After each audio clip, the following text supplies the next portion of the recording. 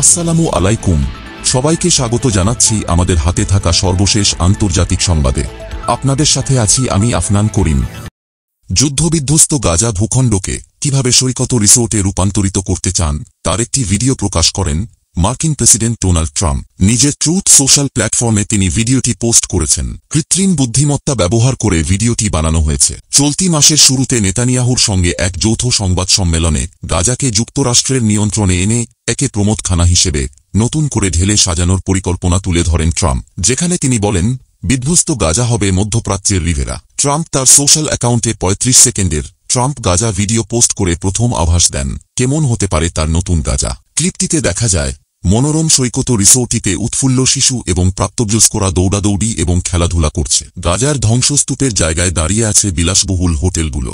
AI এর বানানো ভিডিওটিতে আরও দেখানো হয়েছে বিলিয়নিয়ার এবং ট্রাম্প ঘনিষ্ঠ ইলন মাস্ক সমুদ্র সৈকতে নাচছেন। এ সময় তাকে খাবার খেতে এবং দর্শনার্থী ও শিশুদের মধ্যে নগদ অর্থ ছুঁড়ে মারতে দেখা যাচ্ছে। ট্রাম্প একজন স্বল্পবসনের এক তরুণীর সঙ্গে নাচছেন এবং নেতানিয়াহুর সঙ্গে সমুদ্র সৈকতে সূর্য স্নান করছেন, তাদের হাতে বিয়ার জাতীয় পানীয়। অদ্ভুত বিষয় হল ভিডিওতে আরও দেখা যাচ্ছে দাড়িওয়ালা এবং লম্বা চুলওয়ালা বেলি ড্যান্সারদের একটি দল বালির ওপর নাচছেন, ব্যাকগ্রাউন্ডে গান বাজছে। গানটির কথাগুলো হলো এরকম: ডোনাল্ড তোমাদের মুক্ত করতে আসছেন, সকলের জন্য আলো নিয়ে আসছেন, আর কোনো সুড়ঙ্গ নেই, আর কোনো ভয় নেই। তবে ভিডিওতে গাজার প্রকৃত অধিকারী ফিলিস্তিনিরাই উপেক্ষিত। এদিকে যুক্তরাষ্ট্রে স্থায়ী বসবাসের অনুমতি হিসেবে গ্রিন কার্ড দেওয়া হয়, তবে এটির বিকল্প হিসেবে গোল্ড কার্ড নামে নতুন একটি অনুমোদন আনার ঘোষণা দিয়েছেন মার্কিন প্রেসিডেন্ট ডোনাল্ড ট্রাম্প। কিন্তু এটি পেতে খরচ করতে হবে $5 মিলিয়ন বা $50 লাখ, যা বাংলাদেশি অর্থে 60 কোটি টাকারও বেশি। যুক্তরাষ্ট্রের গ্রিন কার্ডের বিভিন্ন ধরন রয়েছে। এর মধ্যে একটি হল EB-5 ইমিগ্রেশন ইনভেস্টর ভিসা। এই ভিসাটির স্থলাভিষিক্তই হতে যাচ্ছে ট্রাম্পের গোল্ড কার্ড। প্রশ্ন হল, গ্রিন কার্ড আর গোল্ড কার্ডের মধ্যে পার্থক্য কি? যুক্তরাষ্ট্রে যেসব বিদেশি $10,50,000 বিনিয়োগ করেন ও নতুন চাকরি সৃষ্টি করেন তাদের EB-5 ইমিগ্রেশন ইনভেস্টর প্রোগ্রামের আওতায় মূলত গ্রিন কার্ড দেওয়া হয়। ট্রাম্পের ইচ্ছা হল এই প্রোগ্রামটির জায়গায় নতুন কিছু নিয়ে আসা।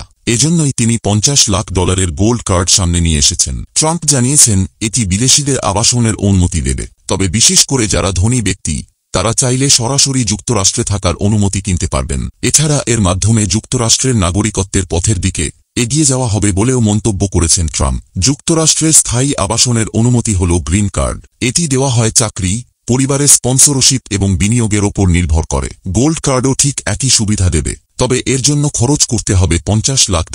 এছাড়া এর মাধ্যমে ধনী ব্যক্তিরা খুব সহজে এবং দ্রুত সময়ে যুক্তরাষ্ট্রে স্থায়ীভাবে থাকার অনুমতি পাবেন। ট্রাম্প দাবি করেছেন এই গোল্ড কার্ডের মাধ্যমে বিপুল অর্থ আয় করা যাবে, যা সরকারের ঋণ পরিশোধে ব্যয় করা হবে। তিনি 10 লাখ গোল্ড কার্ড বিক্রির পরিকল্পনা করছেন। তার ধারণা ধনী ব্যক্তিরা এই প্রোগ্রামে ব্যাপক সাড়া। ট্রাম্প জানিয়েছেন যে কেউ অর্থের মাধ্যমে গোল্ড কার্ড পাবেন, এমনকি রাশিয়ান ধনকুবেররাও পারবেন। প্রসঙ্গত, যুক্তরাষ্ট্রের একজন বিশ্লেষক ডোনাল্ড ট্রাম্পকে পুরোপুরি বেকুব বলে অভিহিত করেছেন। মার্কিন রাজনৈতিক বিশেষজ্ঞ ডেভিড ব্রুকস বলেছেন ট্রাম্পের আচরণ দেখে তাকে বেকুব বলবো নাকি বদমাশ বলবো তা নিয়ে এক ধরনের দ্বিধাদ্বন্দ্বে ভুগতে হয়। তবে ট্রাম্প আসলে একজন বেকুব। কলামিস্ট ডেভিড ব্রুকস লিখেছেন, যারা বদমাশ বা দুর্বৃত্ত তারা বদমাশি করলেও নিজের স্বার্থের বিষয়ে সতর্ক থাকে, কিন্তু বেকুব লোকদের বোকামির কোনো সীমা থাকে না। তারা নিজের এবং দেশের স্বার্থকেও জলাঞ্জলি দিয়ে দেয়। ট্রাম্প অবশ্যই এই গ্রুপের অন্তর্ভুক্ত। এমনকি কলম্বিয়া বিশ্ববিদ্যালয়ের অধ্যাপক মানুষের শফিকও মার্কিন প্রেসিডেন্টকে একজন বেকুব বা নির্বোধ বলে অভিহিত করেছে। তার মতে ট্রাম্প নিজের দেশকে বিতর্কিত এবং বুদ্ধিবৃত্তিক দৃষ্টিকোণ থেকে শূন্য করে দিয়েছে। মনে হচ্ছে ট্রাম্প মার্কিন যুক্তরাষ্ট্র এবং বিশ্বে দানবীয় যুগের সূচনা করছেন। এমনকি আমেরিকার আরেক বিশিষ্ট কলামিস্ট ও বিশ্লেষক থমাস ফ্রিডম্যান বলেছেন ট্রাম্প আজীবন প্রেসিডেন্ট থাকতে চান। ট্রাম্প সত্যিই বিশ্বকে তার ট্রাম্প টাওয়ারের একটা দোকান হিসেবে গণ্য করেন। তিনি এমনভাবে কথা বলেন যেন তিনি ফ্রান্সকে বলছেন, তুমি তোমার বাগেটের দোকানের জন্য যথেষ্ট ভাড়া দিচ্ছ না। তার মতে ট্রাম্প ইউরোপকে এমন একটি বাণিজ্যিক ব্লক বা জোট হিসেবে দেখছেন যা মার্কিন যুক্তরাষ্ট্রের উপর অনেক প্রভাব ফেলতে পারে। তাই তিনি এই জোটকে ছিন্নবিচ্ছিন্ন করতে চান। জোট ভাঙার পর তিনি এই দেশগুলোর প্রত্যেকটির সাথে পৃথকভাবে আলোচনা করতে চান, কিন্তু এর পরিণতি সম্পর্কে তার কোন ধারণা নেই। এ প্রসঙ্গে আমেরিকা অঞ্চল বিষয়ক ইরানি বিশ্লেষক আমির আলী আবুল ফাত্তা লিখেছেন, ট্রাম্প আজীবন ক্ষমতায় থাকতে চান। সেই পদটা প্রেসিডেন্টও হতে পারে, আবারও রাজাও হতে পারে। এটা সামরিক অভ্যুত্থান অথবা মার্কিন সংবিধান পরিবর্তন ছাড়া সম্ভব নয়। প্রথমটির জন্য সেনাবাহিনীর সমর্থন প্রয়োজন, যা সামরিক বাহিনী করবে না। আর দ্বিতীয়টির জন্য কংগ্রেস এবং অঙ্গরাজ্যগুলোর জন্য সমর্থন প্রয়োজন, যেটা তা করবে না।